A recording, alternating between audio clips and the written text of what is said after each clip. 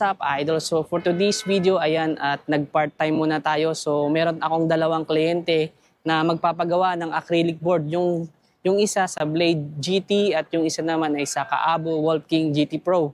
So ipapakita ko sa inyo at na-pick up ko na yung Kaabo Wolf King GT Pro kasi dadaling ko siya dun sa gumagawa ng board sa shop. Tas ito yung Kaabo Wolf King GT Pro natin na papalagyan natin ng board. Tas yung sa Blade GT, bali ginawa ko, binakat ko na lang siya ng carton para ma-measure lang yung butas ng mga bolts. So yan, at kaka-out ko lamang sa trabaho. So ganun talaga kapag ka OFW, kailangan mo rin dumiskarte. Kasi nga, sa totoo lang mga idol, yung sinasahod ko dito ay hindi naman talaga ganun kalakihan. At sa totoo lang, sa dami rin ang mga expenses, mga binabayaran, so kailangan mong dumiskarte kasi kung aasa ka lang talaga sa sahod, walang mangyayari. Kumbaga, survival lang lagi yung mangyayari sa buhay natin. So, kailangan natin dumiskarte. Medyo pagod man, pero at least kahit papano, meron tayong mga extra income na tinatawag. Ayan, so, at papunta na ako sa shop. So, ngayon guys, ang gamit ko ay si Wolf King GT Pro. Ayan, para ipa-measure natin yung kanyang board. So ngayon guys, ang napansin ko talaga kay Kaabo Wolf King GT Pro, napakaganda at napakatibay ng electric scooter na to. At sa totoo lang, yung odo nito nasa 4,428 na, pero yung performance niya hindi talaga nagbabago, as in yung torque power. At ang pinakamaganda talaga sa Kaabo Wolf King series ay yung handling niya ng stem. Talagang as in wala siyang alog. So kumbaga kahit sa long ride or kahit saan mo gamitin to, napakatibay ng electric scooter na to.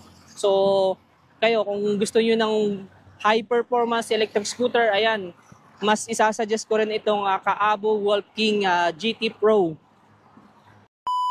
So at ayan, at sinusukatan na ni Sir yung Kaabo Wolf King GT Pro. So kailangan ko kasing dalhin yung electric scooter para nang sa ganun ay sigurado yung measurement or saktong-sakto yung mga butas ng bolts para nang sa ganun ay hindi tayo magkamali at hindi tayo mapaya sa ating kliyente.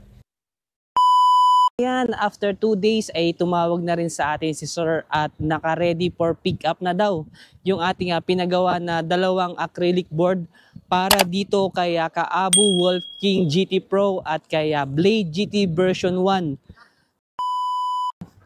Ayos, saktong-sakto. Ito yung sa Same lang pala sila ng stock. Sa stock version, pare-pares lang silang sukat, no? Kasi yung ano lang naman na iba. Tapos ito yung sa Blade. Ayos, pwede. Sige. So siya pala si Sir Matt Gwinkel. So siya yung may-ari ng Blade GT version 1. So ayan, naka-modified na rin yung kanyang electric scooter.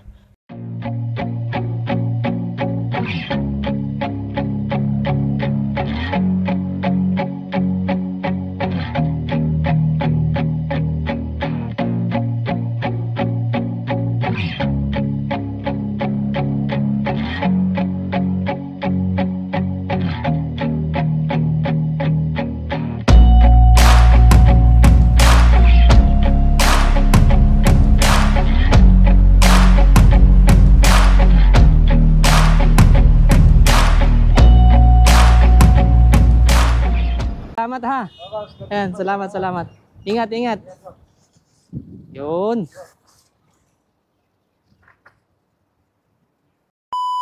So at ayan, at hawak ko na ngayon itong acrylic board na pinagawa natin sa media store.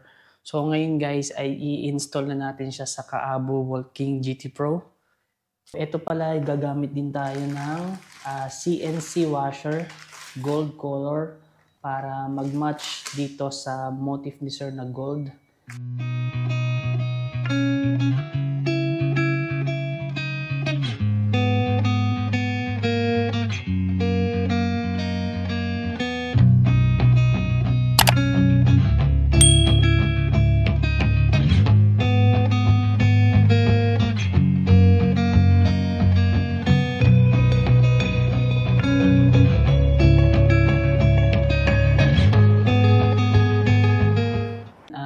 Maraming salamat po sa mga sumusuporta sa nagpagawa ng board, and maraming salamat po sa inyo.